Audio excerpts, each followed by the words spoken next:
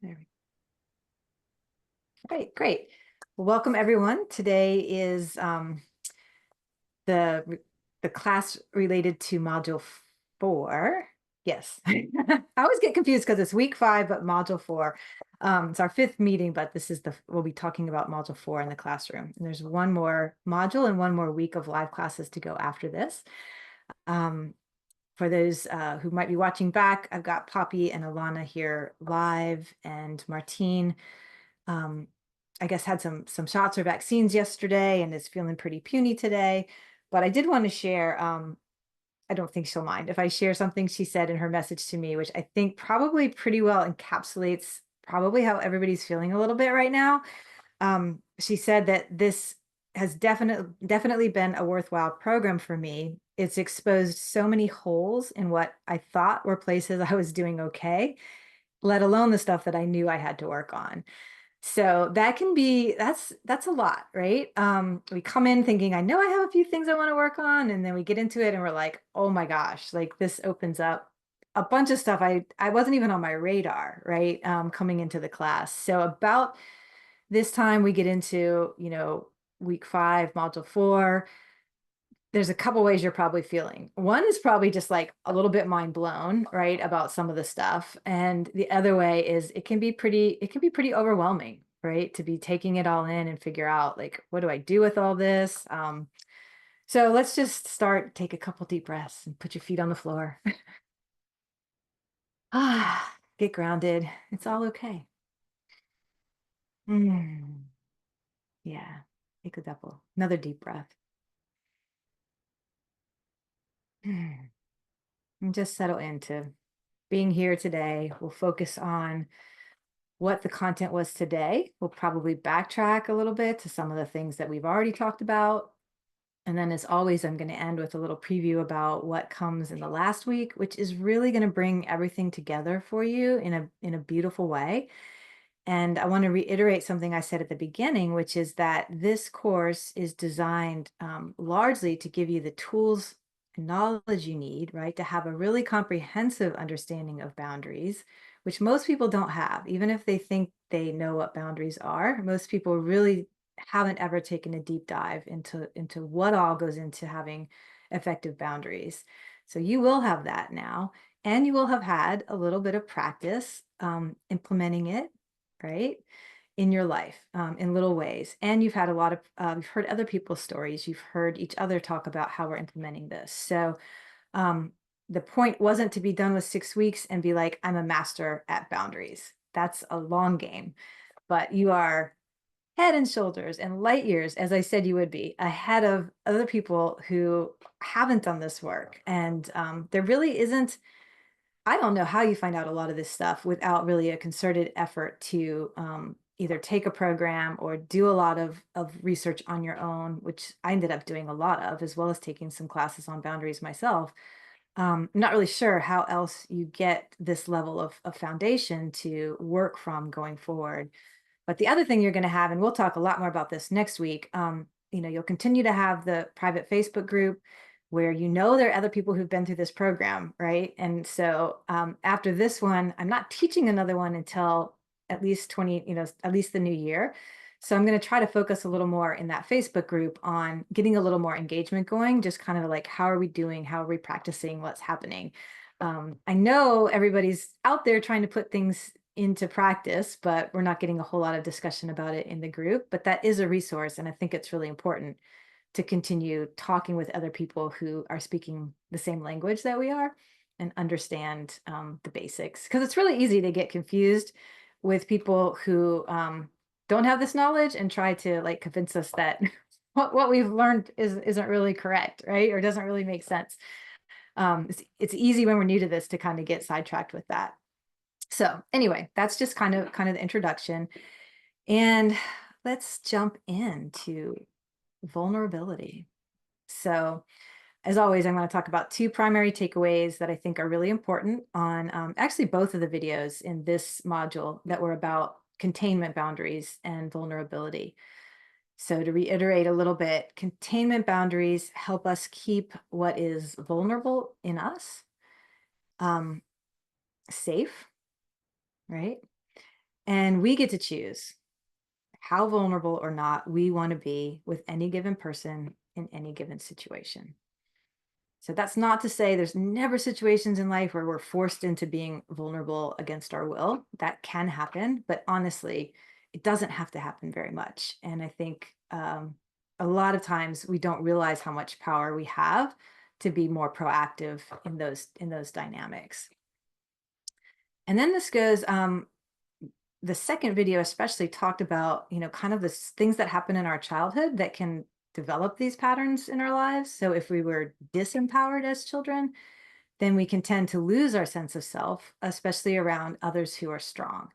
And I just want to take a pause there to say, I think this is the experience that a lot of domesticated horses have, that they are disempowered from a young age by humans, not necessarily by other horses, but in their relationships and their interactions with humans. So they often lose their sense of self because we're taught as equestrians to be strong, right? To be strong leaders, or at least that's been the trend. And so it makes it easy for those horses to really lose themselves because we've taught them to let us be the leaders and the strong ones.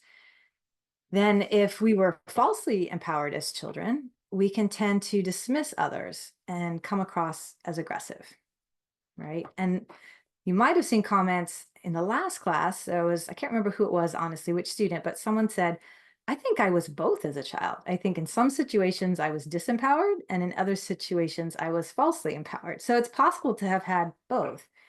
And I think that a lot of horse people have had both, right? Because we sometimes get falsely empowered when we're taught how to be a certain way with horses, where we're all powerful and we dismiss how the horse is feeling, and we can come across as aggressive to the horse.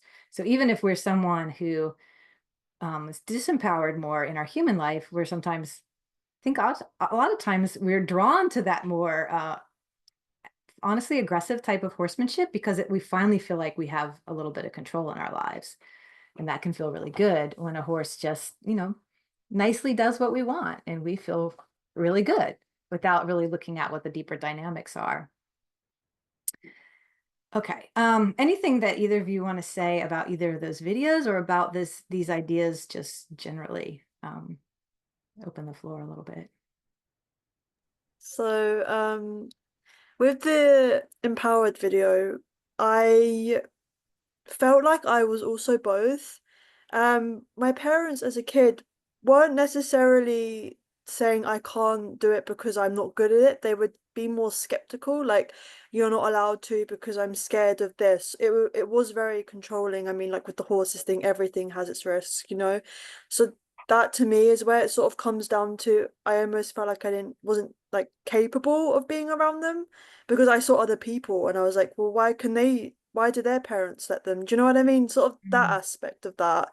And Yep. then when I started to do horses, they were very, very, what's the word? Comforting. And they're like, you're doing so well. So it's kind of a weird one where they prevented it, did everything they could to be like, you're not allowed to do this. But then when I was doing it, so I think that's coming more from a caring rather than a you are bad at this. I don't know if there's like multiple layers of this, Oh yeah, which there's it multiple sounds, layers.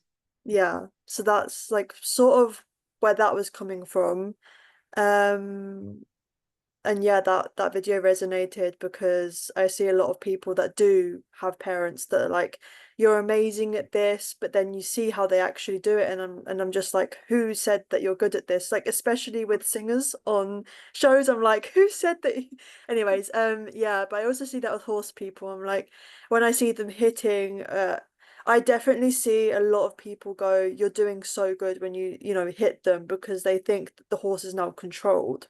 And I saw it a lot in college where if you looked like a strong, capable person, if you had that aggressive horse under control, they would look up to you for that and they would most likely give you the better jobs because you could Mhm. look after that horse that was dangerous by being aggressive with him rather than with empathy. They did not like, they still don't. I mean, I was with a stallion the other day. I remember I said this in the group. He was getting pushed around just because he was a stallion, and because I was empathetic, they didn't think I was suitable to be with that horse because they want someone that puts the horse in that place. So there's like Yep. so many different layers of it. It's like, wow. There are so many different layers to it. And yes, in terms of motivations of why parents or others in control like perpetuate some of these cycles, that gets into many layers of like what Mhm. they grew up with, what they've experienced. It's been passed down generationally. So these are systems, right, that are very unhealthy. And it really, what you've just described too, this is where we get into like later or moving into more advanced boundaries. So it's one thing to understand the concepts, right? And say, I at least have found the courage to speak my truth, and I understand how to know what my boundaries are, and I know how to communicate them assertively versus aggressively, which is what's going to be next week. Like we get all those foundational pieces in place, but we're still trying to operate within a larger system or environment that culturally doesn't appreciate, right? Doesn't value healthy types of communication. So that's the layers of complication to it. But we have to start with understanding what's healthy, right? And then we either figure out I need to work on getting the skills so that I can navigate within this maybe mildly toxic or maybe highly toxic environment. Or sometimes we end up saying, this is just too toxic. I now recognize why it's toxic. I recognize that I don't have the power to shift it. So I need to get myself out. And that's a boundary as well. Yeah, To it's say, almost like the second part of that, which talked about authenticity of like being yourself around people. And I think it comes down to trust. Like, do you trust this person to stay true with who you are, or are they going to then change on you and be aggressive? Like, it's about, I think as you get older, you can pick out these people and you can sort of notice their patterns. If they're very forthright and abrupt, you can usually see that, oh, this person's probably going to, if you do have a different opinion, they might be a bit on the aggressive side. So it's useful knowing different types of personalities as well. definitely. Yeah. And it is our job to some extent to make that choice of, okay, yeah, I see this Hmm. isn't a safe place for me to be vulnerable, to be true, even sometimes to be my authentic self. So that's different than pretending to be someone we're not, because we really want to be someone different, Hmm. right? Or we just want approval versus I'm not going to show everything about myself in this situation because it's not safe for me to do so. But that's a conscious decision Hmm. rather than a like I want to say pretending to ourselves, I guess, if you can understand Hmm. that distinction. Hmm. It's a very, very important distinction. Yeah, yeah. Yeah, That's we what have I've that. noticed. And just sort of, if you do notice that person, you can either just, I don't necessarily agree with them. I don't lie to myself. If they say something I don't agree with, I'll just sort of either change the subject or just be like, oh, okay. And then maybe ask them why they think like that. But I'll never be like, oh, I'm never one of those people that's like, oh, I agree with you and I don't. I feel like that's so awkward and it's so obvious when you try to lie because you're like, oh, yeah, no, I don't agree. And it just doesn't feel good, right? Yeah. No, it was awful. Yeah. Like when I was at the horse show and I could have been like, oh, I loved it. And while I was there, I was just like, oh my God, this is terrible. And the girls were like, this is perfectly fine. I was like, no, it's not. So yeah, yeah, it's sad, but Hmm. yeah. Poppy, what about you? Yeah, I found it really interesting. I also think I had both. Um, I think I had slight like false empowerment from my parents. Mhm. I think like I'm an only child. We've always been like really close. Um, and I think they would always. I'm not even sure if it always was false empowerment or more of a kind of like high achieving kind of Mm. thing. Like there were, but whatever it was, I would always kind of like take it too literally. So Okay. for whatever reason, so they're both musicians, and I've always grown up playing loads of music, and they'd be like, "Oh, you're really good at playing music, whatever." And for my age, like, fine, yeah.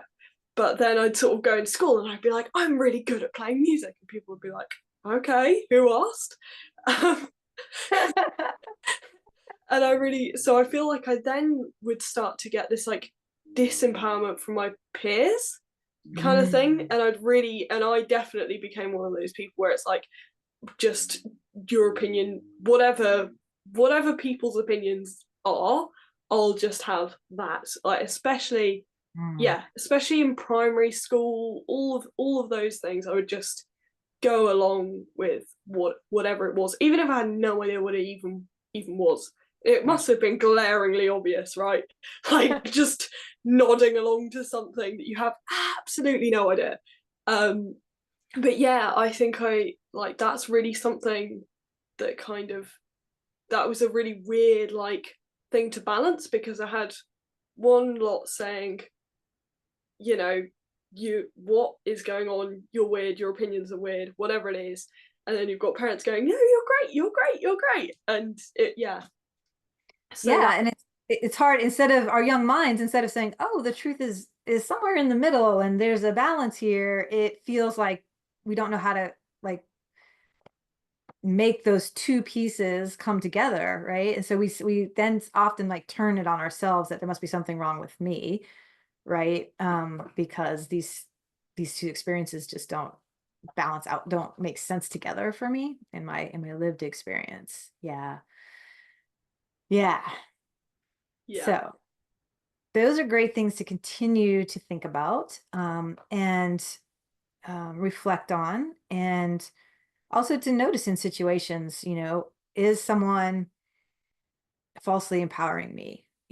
I've also had this situation in business when you pay someone to support you and they feel like because you're paying them, they just have to be positive with you all the time, right? Instead of being honest with you. So I've seen it in teaching situations as well. Could be either way too, right? And then there's some who are like, I'm the guru and I'm just going to shut down everything you say because you're not as smart as I am, right? So we get those dynamics at home in childhood, we get it in school, we get it in the workplace. So really being able to understand what's happening here is really important. And usually it's because the person who's in that whatever that position of power is in the situation, probably hasn't been through this process of self-discovery themselves and don't know why they're doing the things that they're doing the way they're doing them. So another piece of boundary setting, which we'll talk a lot more about next week, is this, ability to have, once we see the bigger picture, to have empathy for ourselves and our journey in that, within that bigger picture, and empathy for other people for their journey within that bigger picture, and still hold our center, but in love rather than in anger or frustration or resentment, with compassion for that. Everybody's honestly trying to do the best they can. Most people are trying to do the best they can with what their life experience has been, what they know, and the tools they have for coping with it. So if we can come from that place of empathy, we usually can do better at communicating in a healthy, assertive way versus an aggressive or passive aggressive, which is the stuff we're going to get into next week, but it's very related to this. Okay. So the self-assessment this week, kind of had you getting honest with yourself about how criticism makes you feel, how emotional risk-taking makes you feel, right? But did you find anything out about yourself you didn't know, or was it just affirming of what you already understood about yourselves? Poppy, we'll go with you first this time. I think this is the one that, like, obviously there's not like a good or bad, but like this was the one that I did the worst on, if that makes sense. And like I already knew that criticism was one of my things, like, and I have a real habit of putting in criticism where there isn't something. Oh Like yeah, it's got a name, it's like rejection sensitivity dysphoria. But yeah, so I kind of knew that about myself, but it was really interesting how much I think I used to be like way too vulnerable when I was younger. And I would be like, I would trust everyone blindly, really gullible, really bad at judging appropriate times to be vulnerable and not to be vulnerable. And I'd kind of just spill anything and everything. And then I kind of sort of learned that I'd been doing that eventually, and then kind of swung the other way. Yep. And would kind of be like, all right, well, and because I still tend to, that's generally not my forte, completely like judging when it is appropriate and when it isn't appropriate. So I'm like, well, just play it safe. And yeah, I found that to be a really interesting one, because like often people will tell me that they think I'm really kind of authentic or congruent, or like that seems to be something that is feedback that I get, where people are like, you're so yourself, and I'm like, am I? I didn't know that. And yeah, it's really interesting that that's something that kind of gets perceived when it doesn't even feel like that's always actually like the way that it is. And I feel like I have guards up and people still think they are getting a really authentic picture. So yeah, but I feel like I'm starting to like try and find a bit more of a middle ground around that, especially like really deliberately doing things like my social media posts, like for my horse stuff. I'm trying really hard to like make it more like I'm just going to say what I actually think, rather than trying to like be a middle ground where it could like, oh, if you think this you could agree with it, and if you think this you could agree with it. Or on like I've just started doing a podcast and like trying to actually talk in the way that I talk, rather than editing it and all of that. So I think it's even just those small steps, that's not even those huge moments where you're really, really vulnerable with people. It's actually just going, okay, those bits where you can just start to shift the balance a bit. Yeah. Yeah, I think that's so beautiful. And especially because, your social media platforms or yours. Now, of course, people can filter in and they can hit their comments and stuff, but generally it's a little safer because it's your space, right? And you can, and I believe me, I can, you can block people. You could, like, if anyone gets really obnoxious in your page, you have those tools for a reason. Like, those are there for a reason. They're not there to be mean. It's there to be able to say you can create safety around your space here. And podcast also, like, because right, the audience is going to listen to it later. They're going to consume it later, not as you're right saying it. So you get to get your thoughts out. I think those are beautiful places to practice with your voice.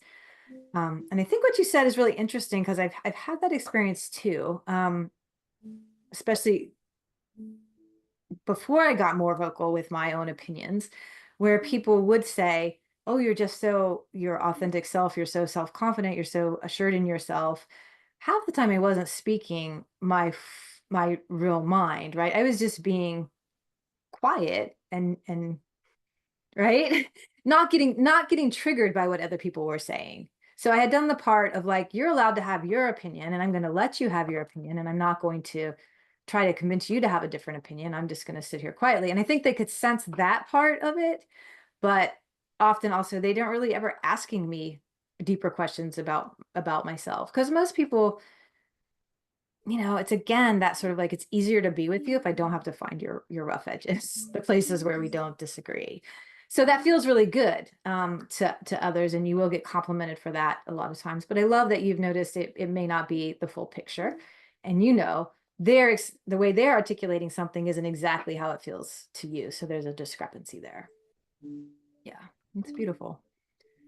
Alana, what about you with the self-assessment survey or It's question? sort of consolidated what I knew. I knew that I I don't take criticism very well. I never have. Like, not in the sense that I get aggressive, but I will self-destruct almost. So if I get criticism, especially on my work, when I was a kid, I would just delete the entire thing and restart. It was quite extreme. So that's that. And then the emotional side of it, I'm okay. I think I'm quite good at telling people if I'm upset or stuff like that. And I also try to be there for other people when they're sad. But I think that it's oftentimes not reciprocated. So I often find that, especially in college, I would always try to be there for other people, like, oh, do you need help? But not once did anyone ask it back. And it's kind of like I stopped trying because, like, what's the point? So that's kind of where I was at with that. But yeah, other than that, I think it's pretty. I need to work on, because I live in a household where if you don't agree with someone, you either get talked over or just shut down. So I kind of have adapted that bad habit where if I'm really close, like for example partners or not friends, but partners, if they get into an argument, I don't know how to like stop like going on the argument. You know how like there's like circles and Yes. you have to break the circle? I feel like I'm one of those that either has to have the last word or because I felt like as a kid I could never speak.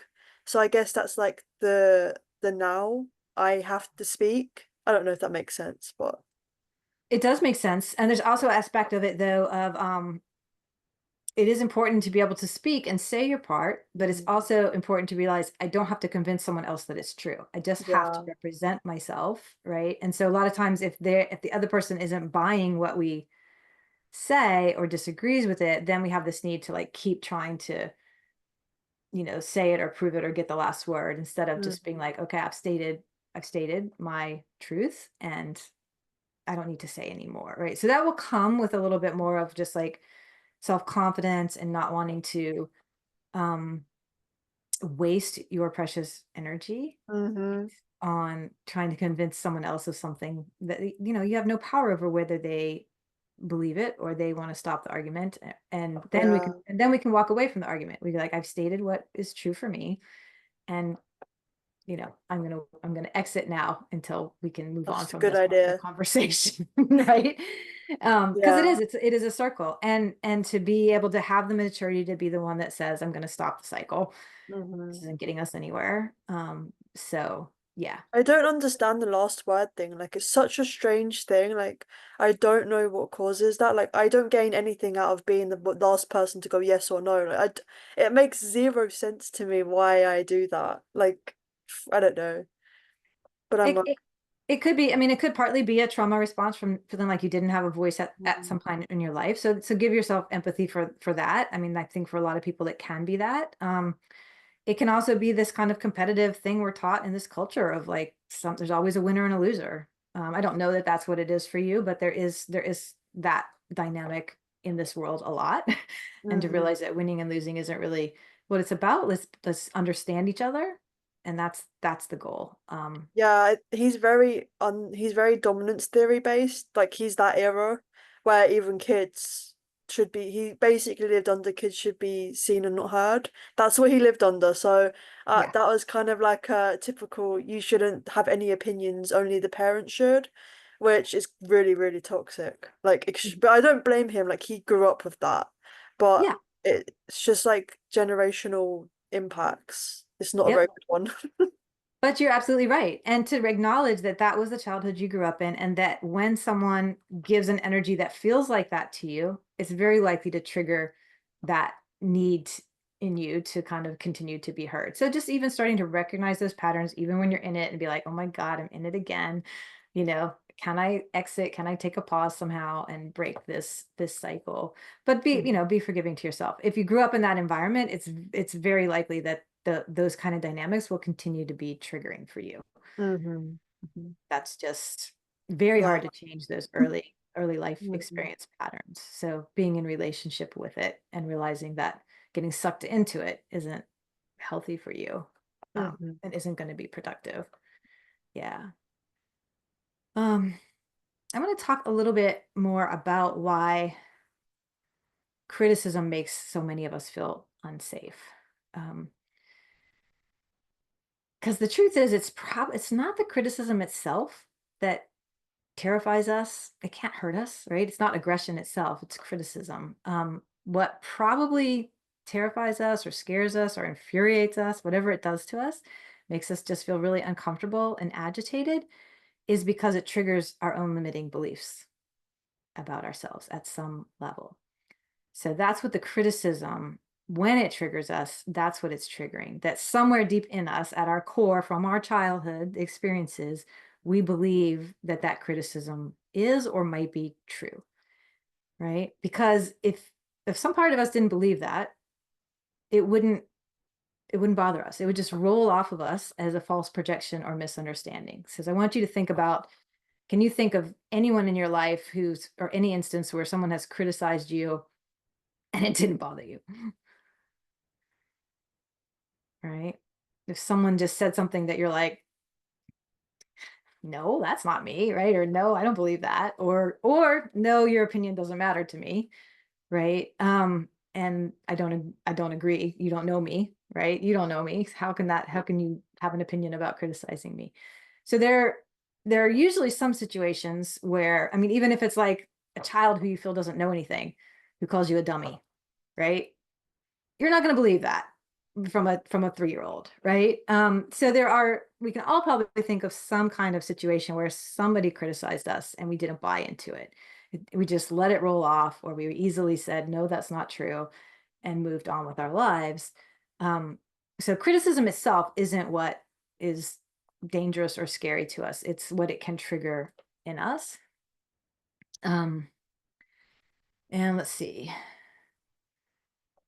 If there are none of those core self-beliefs for an insult or criticism to hook into, then it does roll off of us. Like I like to envision a well-oiled raincoat, and the rain just kind of rolls off of it, right? So we want to develop a sense of self that is a well-oiled raincoat. And that's not to say that when someone gives us constructive criticism, we can't hear it and consider it. We want to be able to do that. But if someone is hurling an insult or some kind of criticism at us that isn't valid or isn't appropriate or is done meanly, right, that we're not going to buy into that. We're going to let that roll off of us. Last week, I think I shared a couple of questions that I used that my therapist taught me, which was like, is it true? And what evidence can I think of that it's not true? Well, there's another woman named Byron Katie. I don't know if you've heard about her, but she has these 4 questions that are similar to those, but it's a kind of alternate version, and this longer version can be really helpful too. She asks the same first question, which is it true? And then she says, can you absolutely know it's true? Which is similar to me saying, is there any evidence that it's not true? So it's just another way. And then she has these other 2 questions that says, how do you react and what happens when you believe the thought or the criticism, right? What happens? How do you react and what happens when you believe it to be true? And then who would you be without that thought? So this is a great journaling question. Who would I be if I didn't believe that criticism or I didn't believe that thought? So maybe the next time that something really gets to you that someone has said, that's a great journaling question. Who would I be? How would I behave if I didn't believe that? Right? Okay. So then this gets into the share check technique, which is the technique about figuring out, or a technique, it's not the only technique, but it's a tool you can use to try to figure out, is this a safe relationship for me to be vulnerable or be more vulnerable? Do you remember what the share check technique is?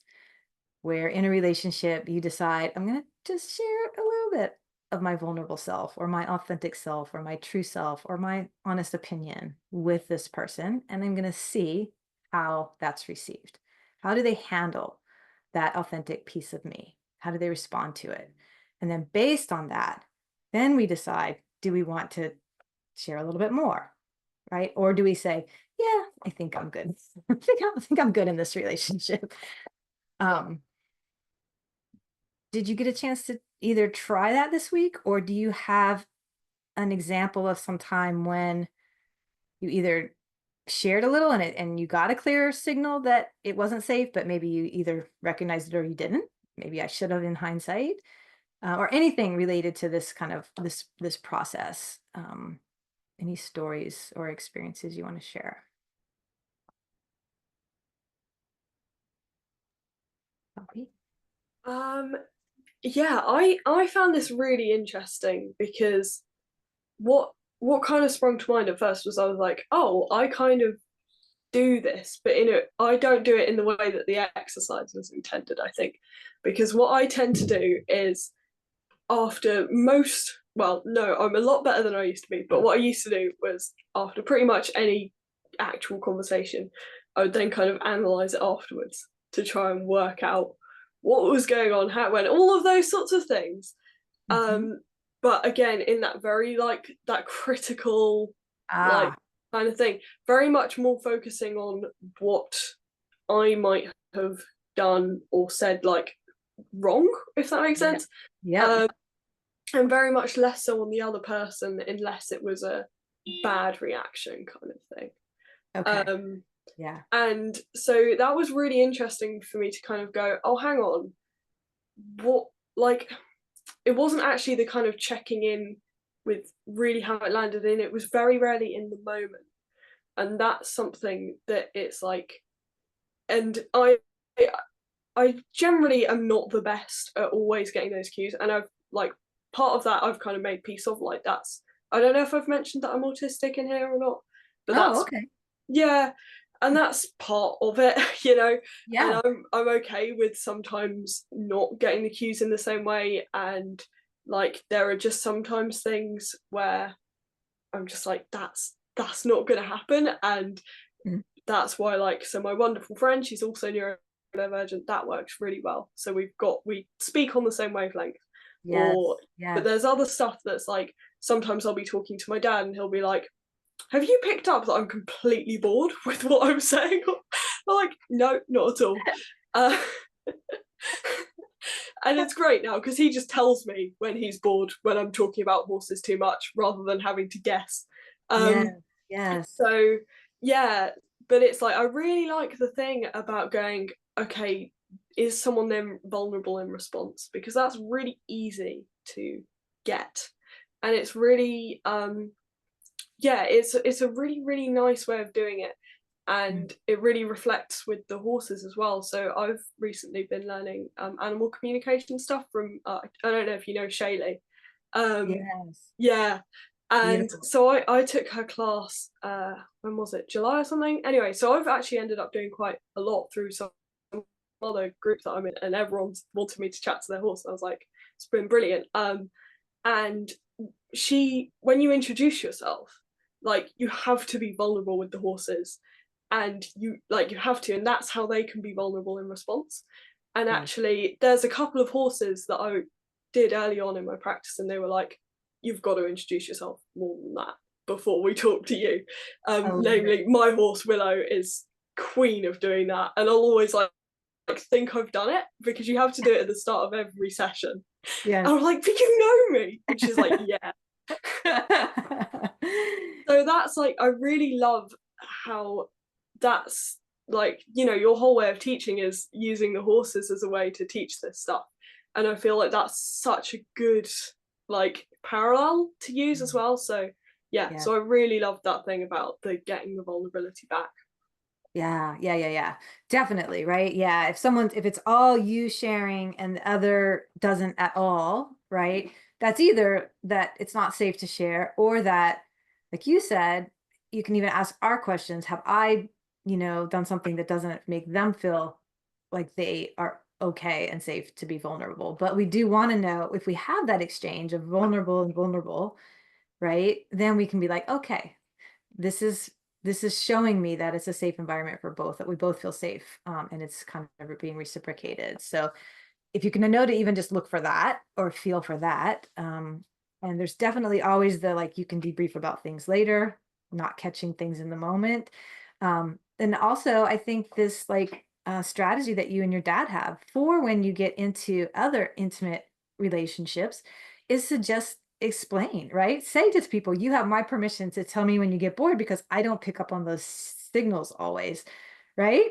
And then if someone's willing to do that, that shows that they feel safe enough to do it, right? So it's both of you, but it's not all relationships are worth you being vulnerable in that way or encouraging them to be vulnerable in that way, right? You get to choose which relationships you want to share that aspect of yourself with, and to give them permission to tell you that they're bored or not, right? Yeah, because you don't want someone who's just gonna, like, tell you to shut up all the time because they don't want, right? Yeah. Yeah. Yeah. Beautiful. Alana, what about you? So I'm actually quite similar to that, but when I was a kid, I noticed that conversations were one way, as in I would be doing all the talking without asking many questions to people. And then my mum was like, you need to be more engaging, as in talk about yourself, but then be like, what about you? Like, you know, just open-ended questions. So now that I've had that basically ingrained in me for 20 years, I do that quite often now. But now that I've had that, I'm now noticing that a lot of people do not ask you any questions. They're very talkative about their own, you know, business, about their own emotions. So that's just something that I've picked up on based on that analysis of myself. And I think the parts that I most criticize, the most, what's the word? Pick apart about myself, I'll notice in other people. It's like, if I don't like something about myself, that I'll be the first to notice that in someone else. And I wish that I didn't think like that, because I want to look at myself as like holistically, like what am I good at, what am I not good at, and not pick apart things just because I can't do them as like bad. Like Mm. everyone has their strengths and weaknesses, and I just think that, yeah, that's a whole other tangent, but thought that'd be interesting to share that whole criticism from when I was younger now leads up to how I view other people, by looking at my own way of talking and Mm. explaining things.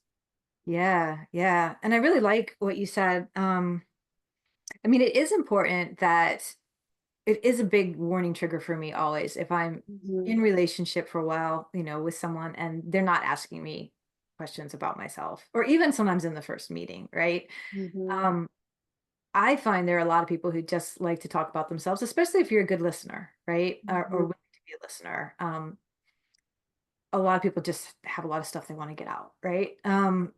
But I take note, if it's someone who's kind of all Mm-hmm. listen to me, and doesn't ask me any questions about myself.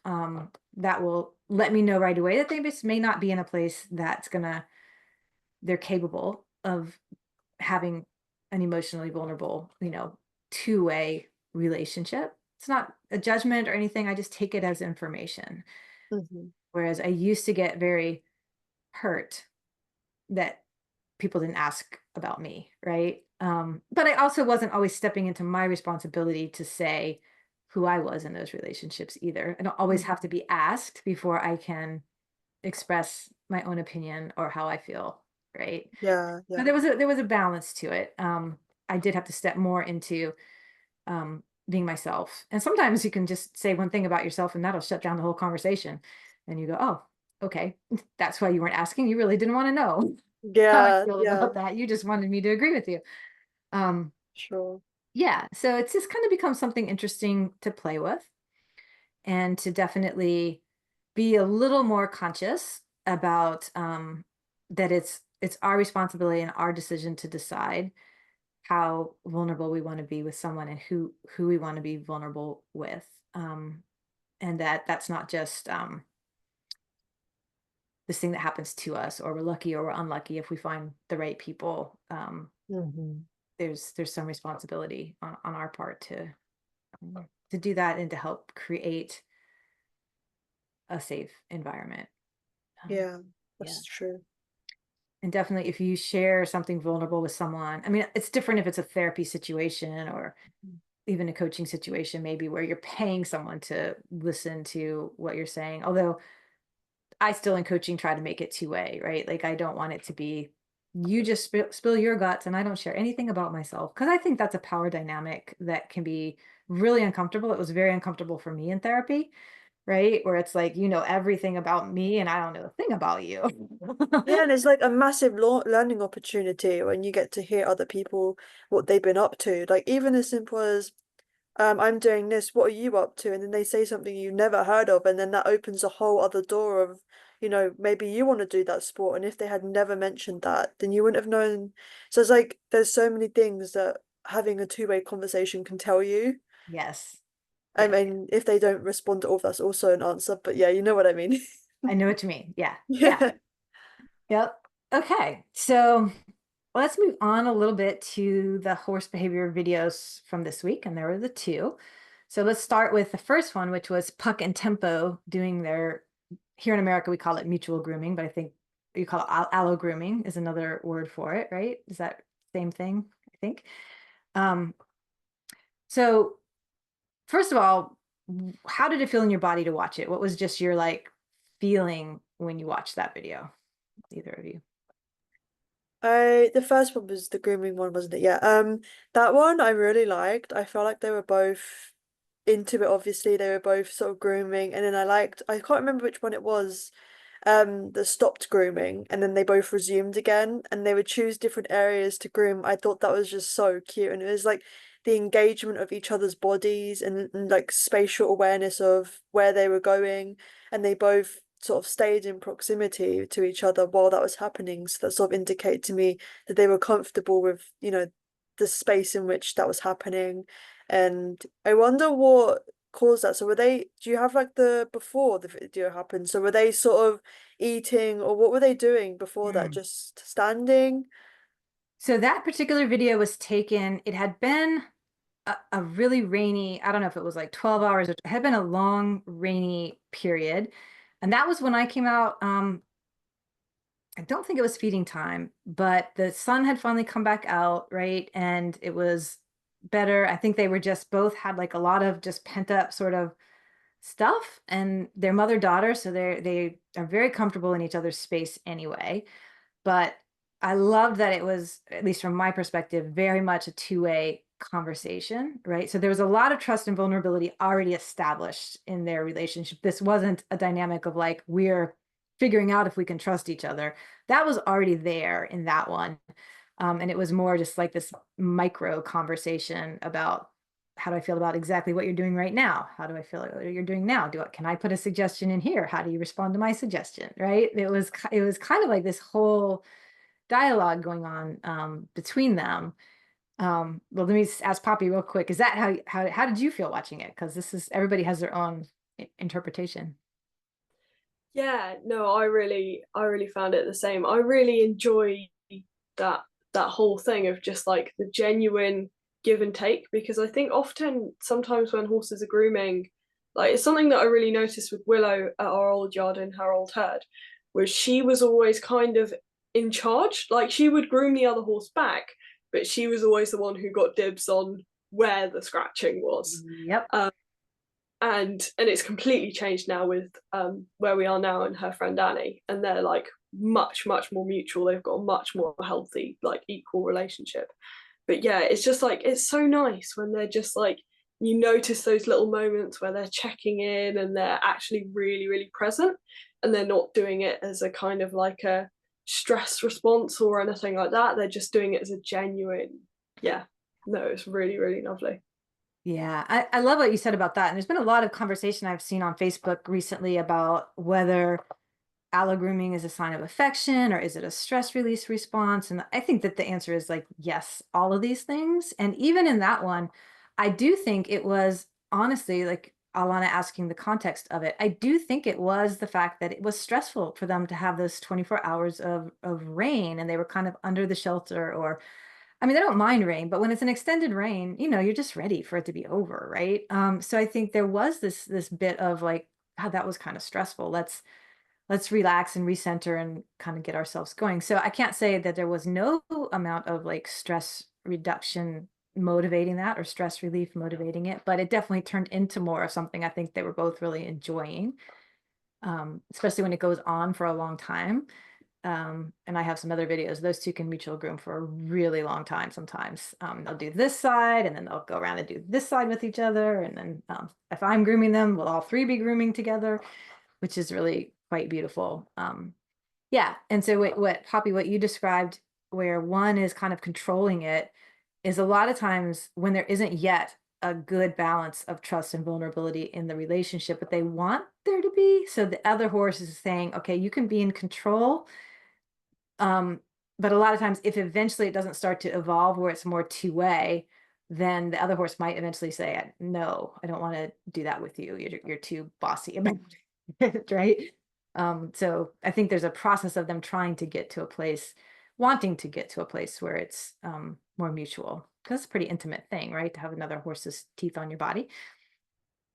Yeah.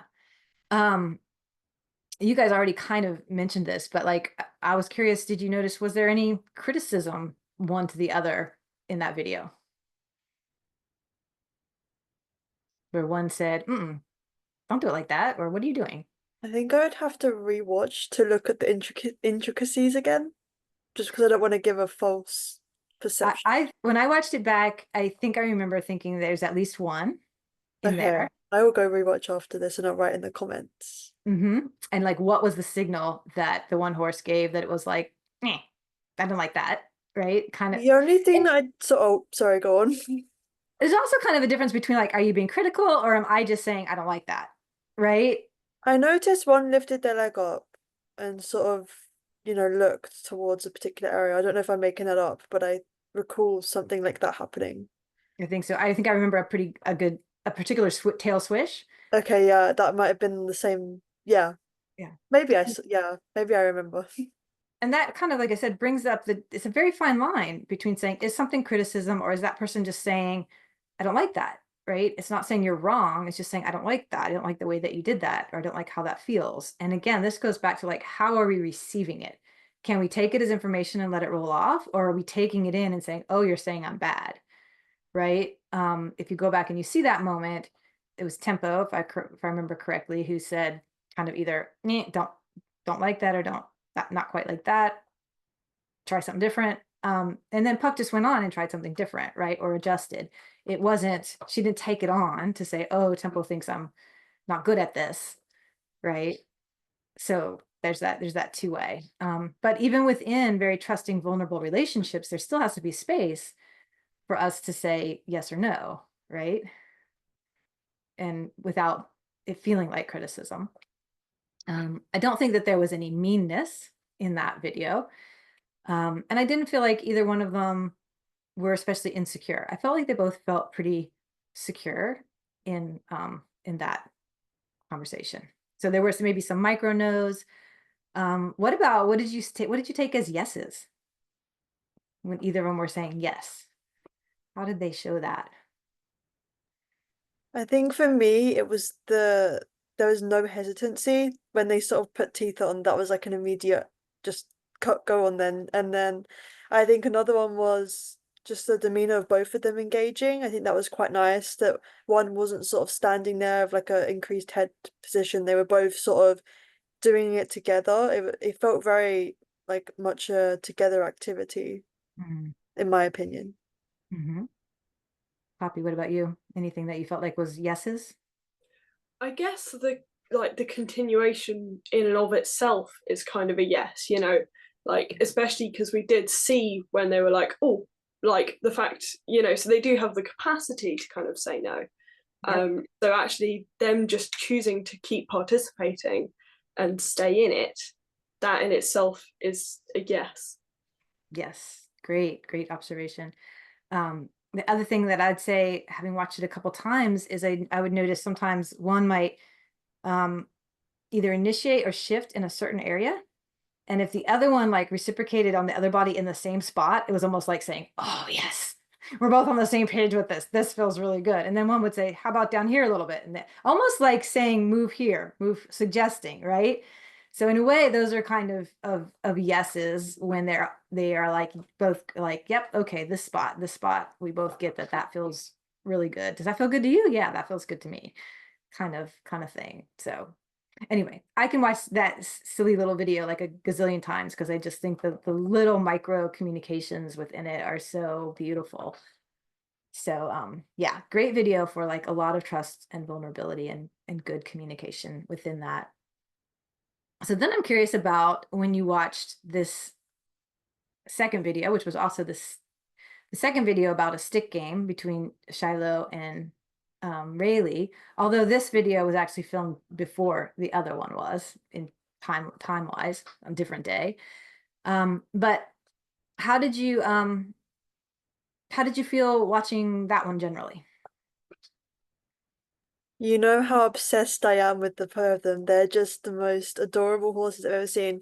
I noticed that, again, Rayleigh was the predominant initiator with the stick, again, as like the last video we saw.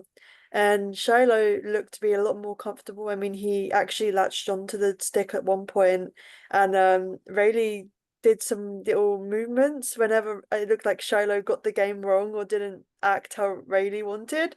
He'd sort of go over and show his moves, and I was like, oh my God, that is so cute. And then I think the stick touched Shiloh again, and then that sort of made him go back a bit. So that was really interesting because the other video we watched, he was a bit more shy with the stick. I'm wondering if that was because maybe he associated that with previous times, long thing like an object touching him. Maybe that was like a trigger for him. But yeah, that was really interesting to see another version of the previous video we saw. Yeah, I love them. beautiful. Poppy, what about you? Anything you want to add to that? Yeah, I really want to go in and rewatch it as well. But I think what I really enjoyed was like they they kept going in a really nice, like Rayleigh kept kind of like suggesting stuff in a really cool way. Like he didn't kind of start walking on eggshells or start going, oh, like he was just like, let's do it, let's do it, let's do it. And there's almost like seemed to be humor there as well. And I know some people kind of say horses don't have a sense of humor. I personally think I think they do. Yeah. And yeah, some of them do. yeah, totally. And yeah, it just felt like a really, like there was humor there and kind of a bit of a back and forth, and yeah. So I can give you more context of their relationship. And definitely it has been Rayleigh all along who is the initiator of the stick game. And this is a game, I can't remember if I told you guys this, that he used to play with Marcus, which was another gelding I had who has passed away now. And I didn't notice when they first started who taught who the game or how I just noted that they early on in their relationship started playing these stick games. And Marcus was 18 hands tall, and here's little Rayleigh. So it was hilarious, right? So I know that Rayleigh played that game with at least one other horse, and he never tried it after Marcus passed away and Shoki had already passed away. He never tried playing it with the mares. It wasn't until Shiloh got here and they kind of developed a bit of a friendship that Rayleigh started initiating this stick game with Shiloh. And I didn't see the very first time it happened, so I don't know, like, was this something Shiloh had done before too? And maybe horses more do it. Oh, Ilana says dinner's ready, so she's got to pop her cam on after. No problem. So again, I wish I had paid more attention and knew the initiation, because I had never expected that these two would start playing it. I thought that was just something that was unique to Rayleigh and Marcus. But as I watch now, it is always Rayleigh who initiates it. But he's very confident when he initiates it. He's respectful, but he comes in, like Alana said, he's not timid about it. He's like, this is the game. This is what I want to play here. Do you want to engage with me? And Shiloh, if the stick is small or short, and I mean, sometimes so short, like I can barely see it sticking out, like, and he can get his little teeth on it. Shiloh usually engages quite readily. That's why it was so striking to me when the big stick came up and I saw how different Shiloh was, and he was not willing to put his mouth on it, and he was acting kind of like, he just kept saying, I'm not sure, I'm not sure, I'm not sure. And that first video you guys saw was such a shift to this. From watching them do this multiple times, what I think happens, again, I don't want to project, but this is the pattern I think I've seen, is that Shiloh then grabs hold of it, and then Shiloh kind of wants to ask the question, can I be in charge of the game now? Right? So Rayleigh initiates it, and then Shiloh takes hold, and then Shiloh has a pretty strong opinion. Sometimes I think what Shiloh likes to do is walk around together, because a couple times they've literally walked around, like almost side by side, carrying the stick. And that seems to be where Shiloh thinks the game is supposed to go.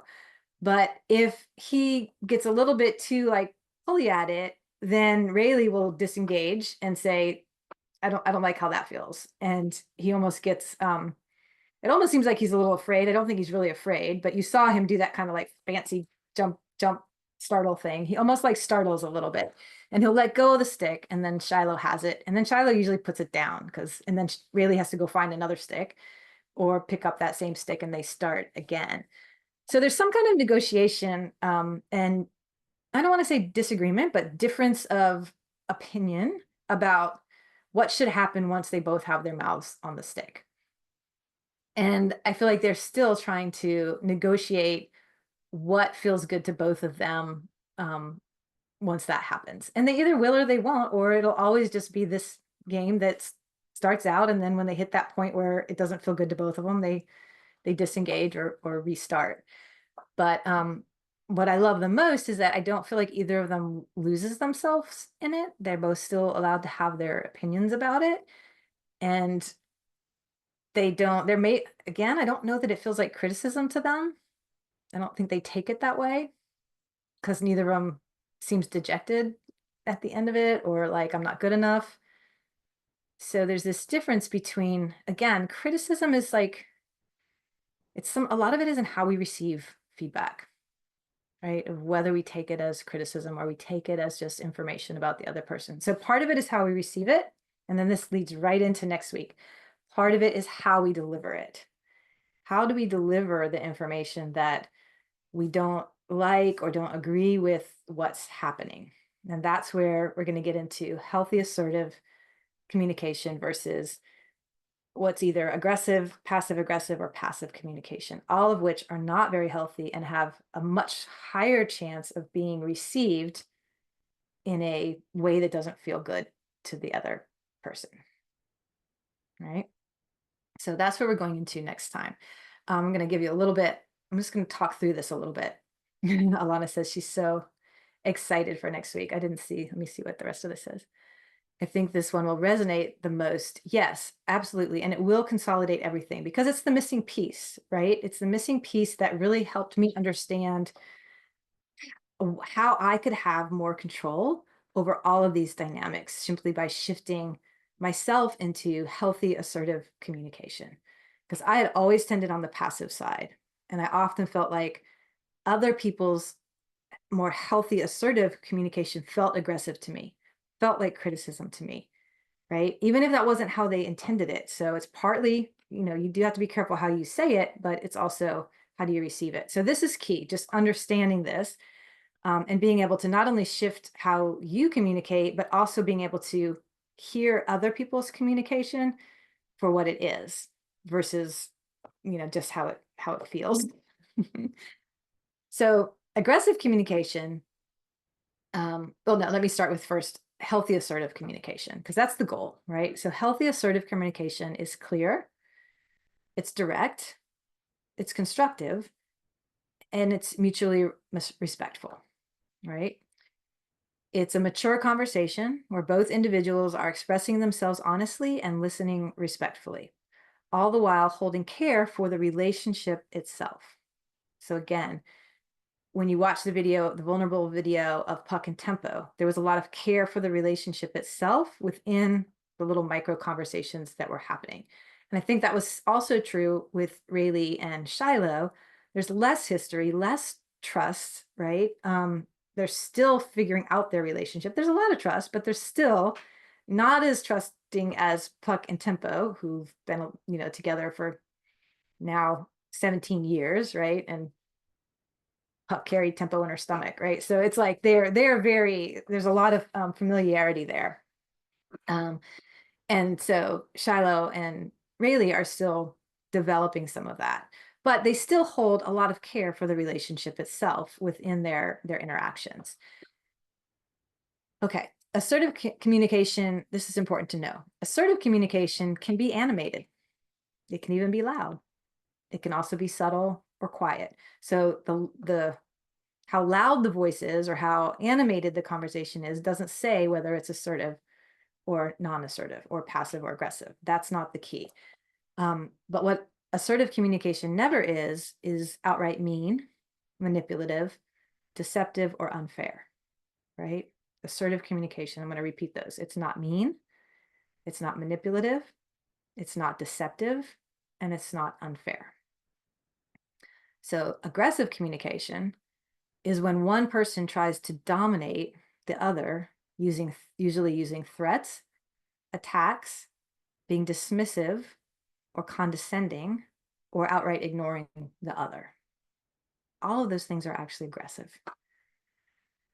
So it's about wanting or needing to be in control of the agenda in order to feel safe in the relationship. So it's an unhealthy dynamic if either we or the person we're in relationship has this need to be in control of the agenda in order to feel safe in the relationship, right? That's a clue that it's not healthy dynamics at the current moment. And then passive communication is when one person completely abandons their own needs or feelings because they believe the other person's perspective is more valid or worthy of input. So that might be in the situation, Poppy, that you mentioned with your two horses early on, where one came in and said, this is how we're going to mutual agree on, right? Then the other one was doing more passive communication at that point, right? Abandoning his, I think it was a he. Was it a he? She. They're both she's. Okay. Abandoning her own needs because at that point she believed the other horse's perspective was more valid or worthy or important for whatever reason, right? She was willing to do that. Now it's moved to be more mutual, but again, if it stays in that other dynamic too long, then it's an ongoing unhealthy relationship. And even horses are capable of having unhealthy relationship dynamics, especially in the domestic world when they don't have a lot of options of who else to be in relationship with.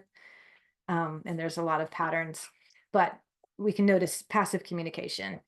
If that's the pattern where one's always aggressive and one is always passive, not healthy. Then there is passive aggressive communication.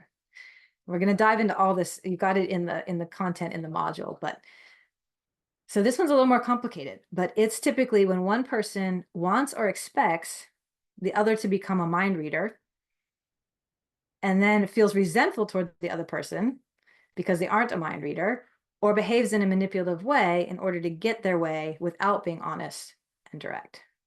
So it can be either way. I can either be too passive and not want to express my own needs and feelings, and then I get resentful that you don't understand how I feel when I've never expressed how I feel, right? Or if I just get upset that you never ask, but I've never taken responsibility to say, well, look, if we're going to be in a relationship, you need to know how I feel too, right?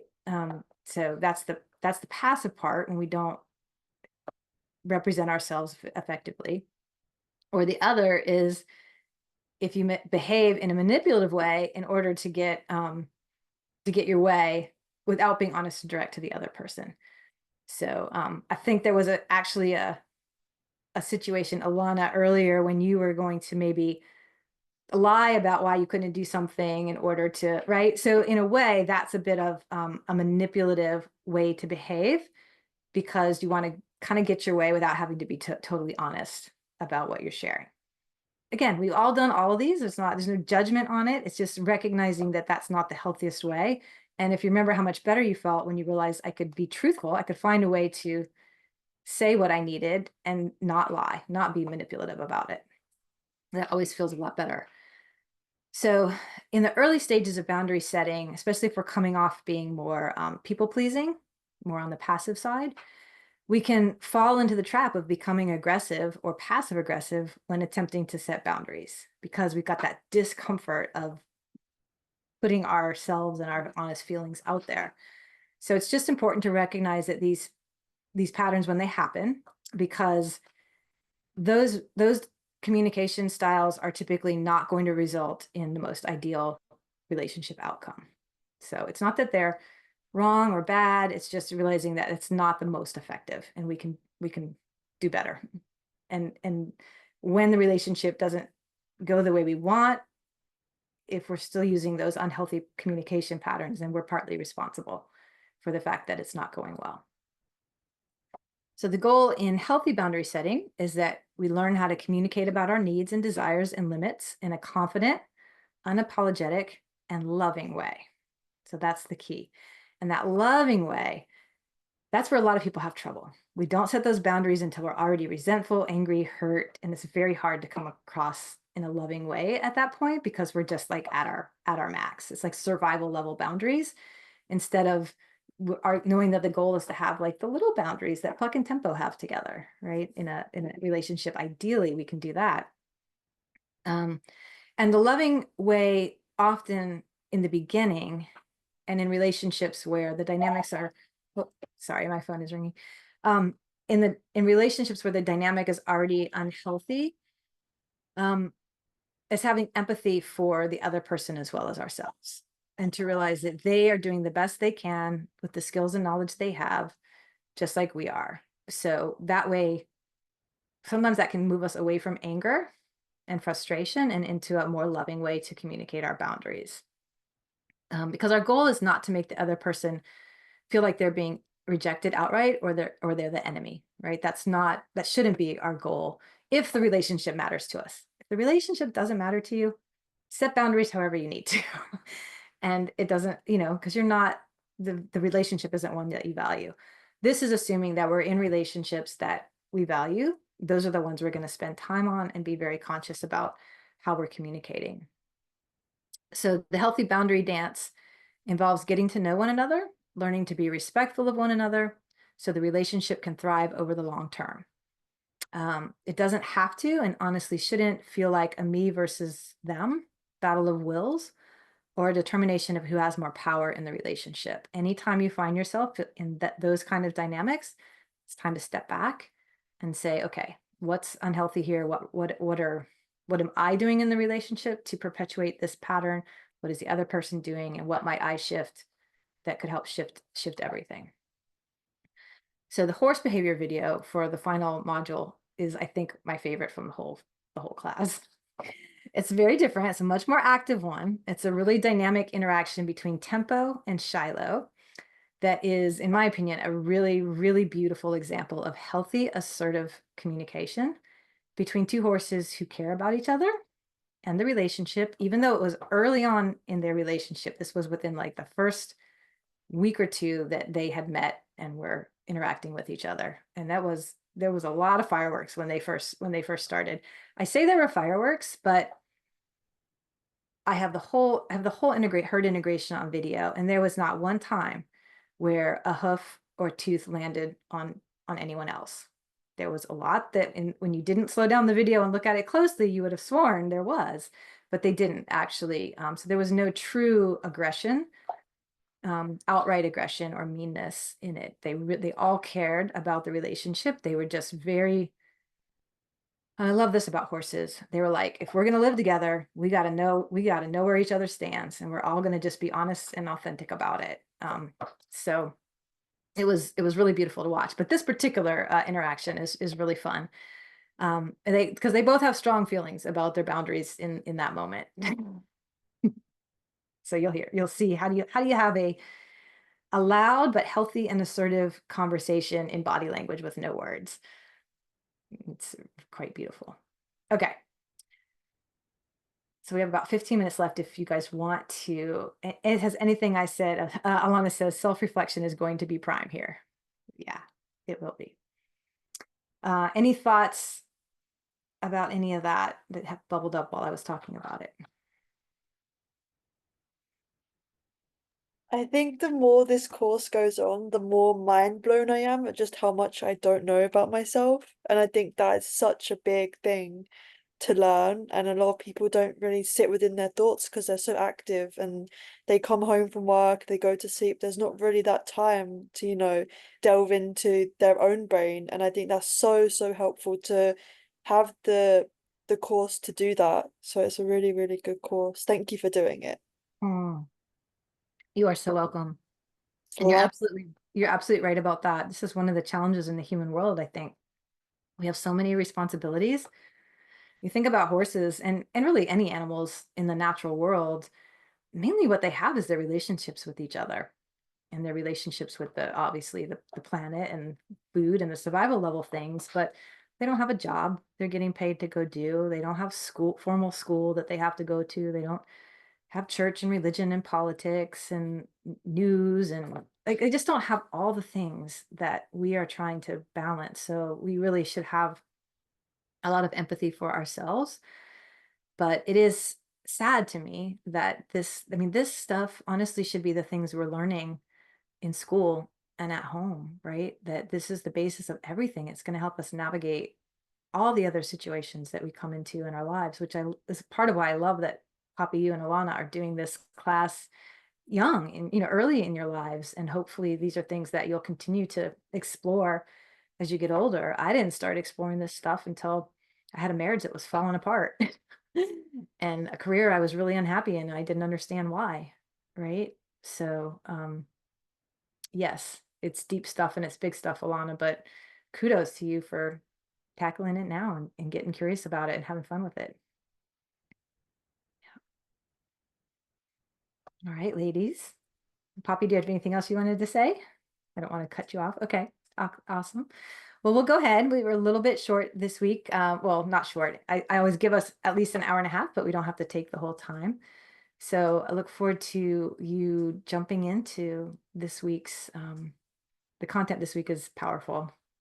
And do give yourself some time to practice with it. Do the experiential practice if you can make time this week. You can always go back to these later, but I know how life is. If we don't do it during the class, is, the chances that you'll come back and tackle it later are maybe not as high. So try to get it done this week if you can. All right. Exciting. Thank you. Thanks, ladies. Thank you. Take Mhm. care. Bye-bye. Thank you. Bye. Bye.